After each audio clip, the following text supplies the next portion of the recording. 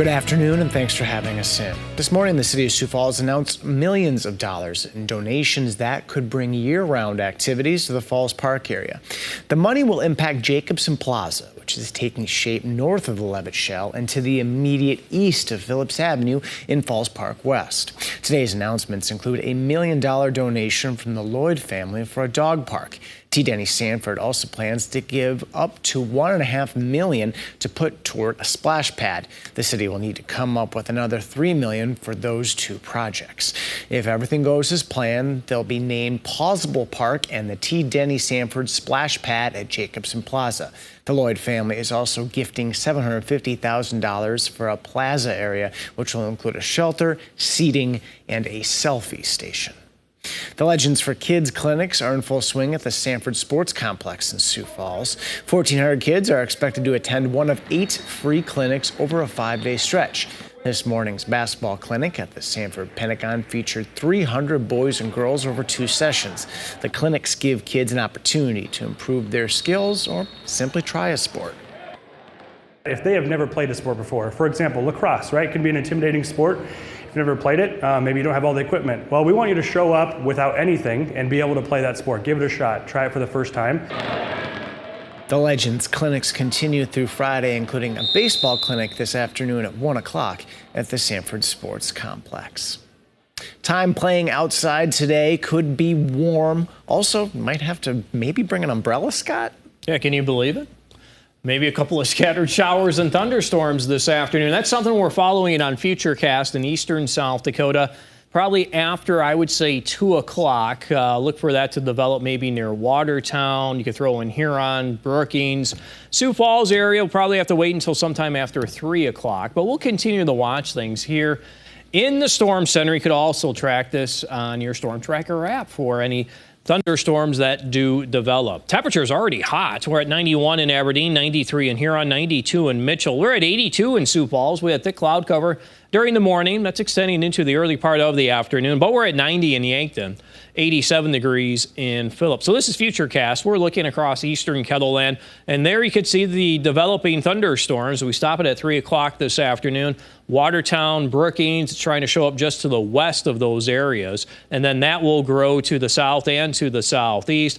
If you watched us this morning, it's kind of delaying things across southeastern South Dakota, not coming in as soon as what it was earlier, but we'll continue to monitor this. And I, again, expect anything to develop probably after 3 o'clock in and around Sioux Falls is probably our best chance to see that.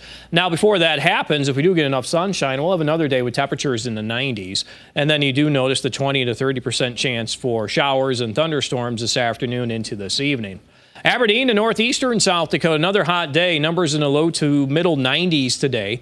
We'll watch for the shower and thunderstorm chances a little earlier in the afternoon. In central South Dakota, mostly sunny skies. High temperatures in the lower 90s, eventually falling to the middle 60s for lows tonight. And western South Dakota, looks like we'll have our temperatures in the middle 80s this afternoon. That will happen with mostly sunny skies, and tonight we'll see our numbers fall close to 60. So widespread 80s and 90s in our forecast as we go through the rest of your afternoon. More details on your Kettleland Live Doppler forecast coming up. Thank you, Scott. Canada's wildfires are offered a small relief after some rainfall, but other areas are still a cause for concern.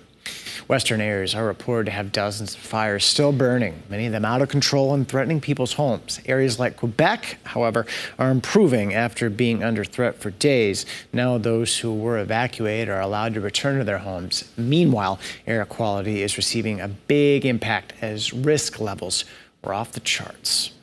A woman from Wisconsin was identified in a deadly motorcycle crash east of Draper. Reports say on Sunday, May 28th, the driver of a GMC Acadia rear-ended a motorcycle on I-90. The driver and passenger of the motorcycle were thrown. The passenger on the motorcycle, 59-year-old Deborah Jean Bulk of Superior, Wisconsin, died. The driver sustained serious, non-life-threatening injuries. Genesis House in Orange City, Iowa gives residents a chance to start over. Women and children fleeing homelessness and domestic violence are able to find shelter at the Genesis House. The goal is to show them what a healthy living environment looks like. The growth is understanding that it's possible to feel safe, understanding that it is possible to have a life where you're not feeling like you have to walk on eggshells and fearful of what is going to happen when you get home. You'll learn more about how the Genesis House supports residents in tonight's Eye on Keloland at 10 o'clock. Former President Donald Trump remains the frontrunner to be the Republican presidential nominee in 2024, but the field of contenders is growing by the day. Natalie Brand reports from Washington. Former Vice President Mike Pence makes it official this afternoon. He's joining the already crowded field of Republican hopefuls running for president in 2024. God is not done with America yet, and together we can bring this country back. Pence released a campaign ad ahead of his announcement today in Iowa. He's casting himself as a conservative alternative to his former boss, Donald Trump. I intend to seek the Republican nomination for President of the United States. Former New Jersey Governor Chris Christie is also now formally in the race and taking aim at the man he once supported and even served as his transition chair in 2016. The reason I'm going after Trump is twofold. One, he deserves it. And two, it's the way to win. Trump fired back online, calling Christie a failed governor, writing, "This time it won't be any different."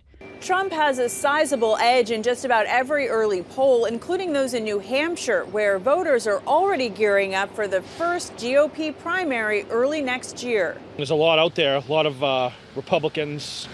I think a lot of people are kind of discouraged with Trump being the front runner, and it's going to be exciting.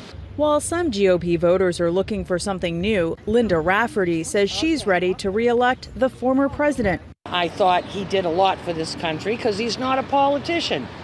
He's a patriot. Let's get things done. And add one more name to the growing list of presidential hopefuls.